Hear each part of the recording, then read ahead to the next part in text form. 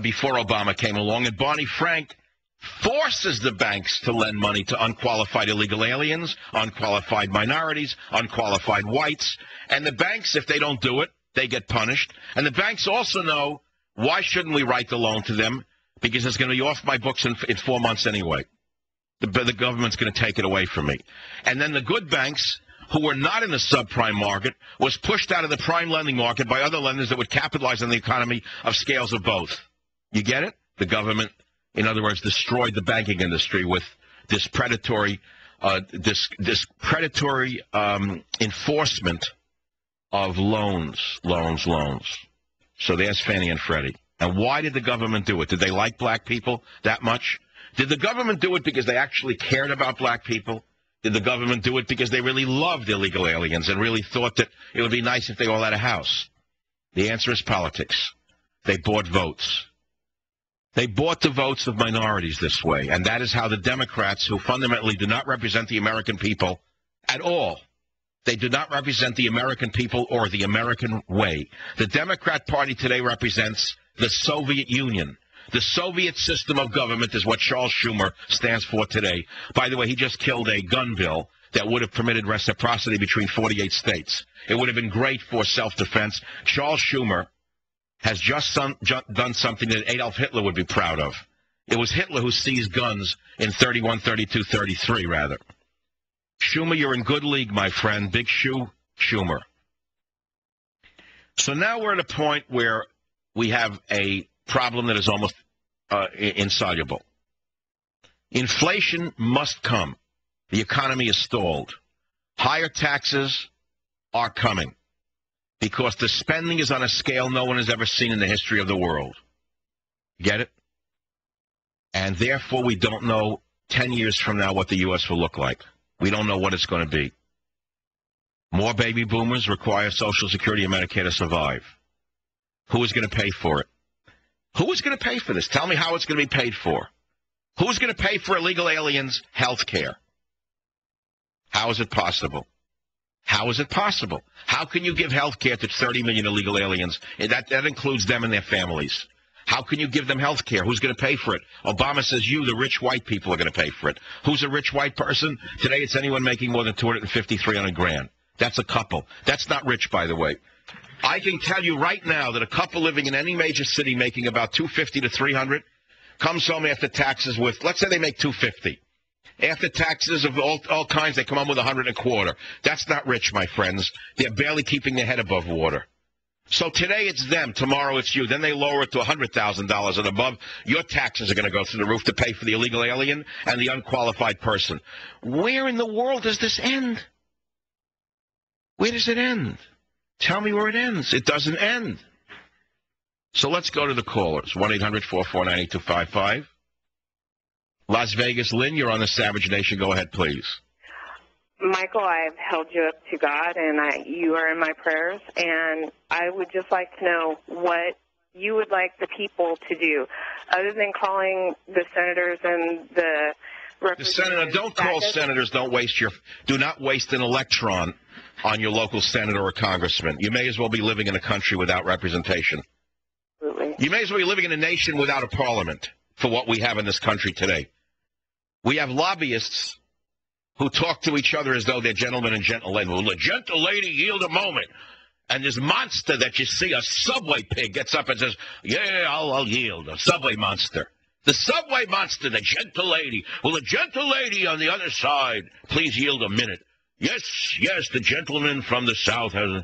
Can you believe this kind of wooden rhetoric that you hear from these criminals? What can you do? Well, I thought on Monday I was going to tell you that, thank God, because of the contributions to the Savage Defense Fund, we're good, we're clear, we're out. You want to do something, go on to michaelsavage.com and take a look at the Savage Defense Fund and send $10, because I just found out that this is going to get much more expensive rather than much less expensive. I'm going to fight them in court, and I'm going to fight them in the court of public opinion. So if you want to make a contribution, I think this is the time to do it. Absolutely. Okay, that's all I can say. And I hate asking for money. I hate it. I just hate it. You have no idea how much I hate it. And, you know, all this stuff costs. You spend the whole day talking to 4 lawyers, run the hours, run the hourly rates. You understand it has to be done. They're doing their job. They have waited 3 months to get the Freedom of Information out of England. My lawyers in England, it took them 3 months to get an answer. And we have it now. Page after page after page. I think there's something like 40-some-odd pages that were released to my attorneys. And I have a summary in my hand, which I thought I was going to disclose to you. I cannot. They finally got it. They finally got it. And you're not going to believe it, but I think that we have the evidence here that there are other talk show hosts on this list, but we're not sure yet. We're going to try to get, if there are other U.S. broadcasters who have been excluded from the U.K., we're going to try and get their names. So I have to pay for that. They're not paying for it. Support the Savage Legal Fund, Michael Savage Legal Fund, 111 Pacific Avenue, Box 135, San Fran 94111. Savage Legal Fund, 110 Pacific Ave, Box 135, San Fran 94111. And I can assure you, every dollar helps protect not only free speech, but a much bigger principle. I can assure you of that. So here we are. Texas. Randy, you're on the Savage Nation. Go ahead, please. Dr. Savage, it's an honor. I just want to ask you that have you considered making some provision that if something should, per se, an accident happen, this information is properly disseminated to the public, because you've done a great service to all of America and all of free speech. Well, I don't even have the information. All of it's in my lawyer's hands, and there's 3 in England or 5 in England and 2 here who have it. I can guarantee you it's out of my hands at this point. Okay. I think that would be something that would be very important to make sure that if, God forbid. You mean you want to know what's in the Freedom of Information packet that we got out of the English government, is what you're saying, right? Yes. Should some accident or whatever. No, I understand. I don't intend to go jogging in Marcy Park. Yeah, exactly. No, I don't jog in Marcy Park, if that's what you mean. Wise move, sir. But Thank you. No, I hear you. I'm very cognizant of the wonderful people in the U.S. and British governments. I'm very cognizant of how they treat citizens who are more loyal than they are. I understand that. San Diego, Mayor on the Savage Nation. Go ahead, please. Mr. Savage, number one, I'd like to tell you, I think you have tremendous nobility. And I think you're a true aristocrat in every sense of the word. And furthermore, I think this is the most outrageous thing. And my fear, I'm petrified with fear, actually, if I'm to be honest with you. And I think we're going to end up like these soulless people, these gladiators in the public arena in old Rome, where they would raise their swords and say, "Hail Caesar," and die. That's the mentality I see in this country. Oh, I agree with you. You know, when you hear words feeding Christians to lions, you think it was a joke. It was the equivalent of the soulless Democrats of ancient Roman times who did that. They hate Christians. You know that, don't you? Now, I don't mean all Democrats hate Christians, because that would be an absurdity.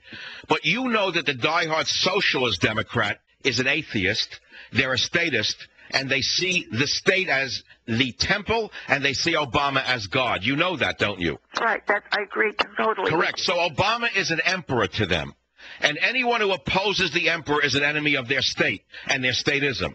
And they would love to feed Christians to lions, because that's how they would get their pleasure. Now, let me tell you something. Metaphorically, they have fed this man to the lions of England. Do you understand that metaphor? Yes, I do. They have thrown me to the wolves. They have thrown me into a den of vipers. That's what they have done. It's getting harder for me to get up every morning and face this fight alone. I got to tell that to you. I'm not going to lie to you. If I said to you, I shall prevail, they're not getting to me, and put on a big face, I would be lying to you. I'm not getting desperate. I'm getting angrier by the day. And I don't like getting angry, because when I get angry, I start to do things I don't want to do. I say things I don't want to say. You understand that? Intelligence. Never. Well, I'm going to try to keep my head when all those around me are losing theirs and blaming it on me. Thank you very much. God bless America. I'll be right back. On the air, online, and on the go. This is Talk 910 KNEW. It is game time on the Savage Nation. I figured we go from Jimi Hendrix to the All-American Pastime, since most of you have your hats on backwards, and you listen to me simply for entertainment. I figured I would entertain you with a summertime sounder.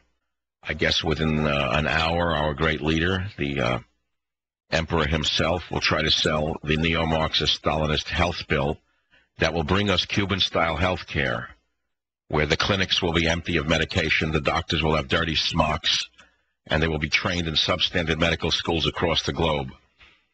No one's even talked about the quality of the doctors that we're going to have. They keep talking about, will health care be available, and will it be like Canada or Britain? Well, I'd say it could be also like Cuba. It's not entirely going to melt down. I talked to my doctor the other day, and I asked him, he said he thinks that he's still going to be able to practice. He is a man, distinguished gentleman, who ran a whole department at a major league university.